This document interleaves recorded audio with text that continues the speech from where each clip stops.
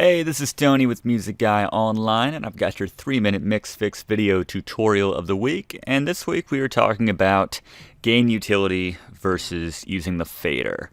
Both of them effectively control the volume of your track, but which is best to use?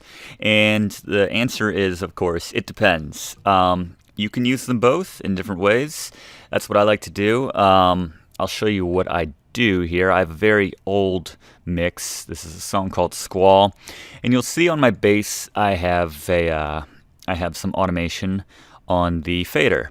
So that's not ideal, because if I decide during the course of mixing that I need to change the volume of the bass, then I can't do that without going into my automation and let's see which track it was, 7, yeah.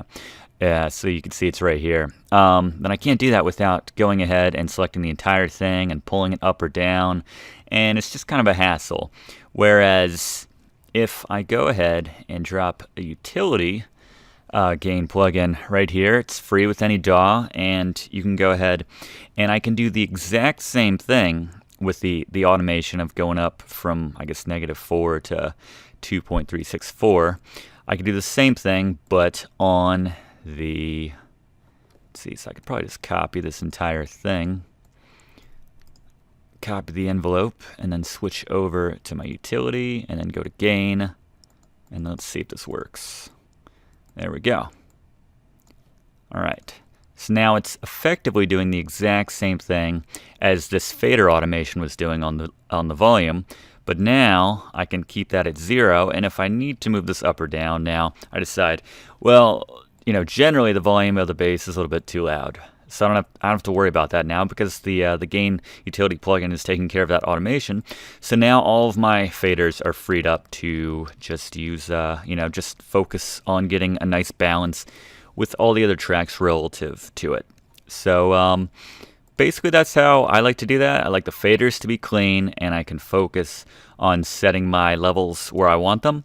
And then if you have any volume automation you want to do, like in this instance I was doing something kind of aesthetic, just bringing up the volume here, you can hear it. Something like that. I'd probably bring down the the utility gain, so because as of right now, it's crushing this thing. So you'd probably want this, set this back to 0, delete the automation, and then set the whatever swing it was, the -4 to 2 or whatever it was right there. And then, so I can go up for that swell there that I have designed in the song, and there you go.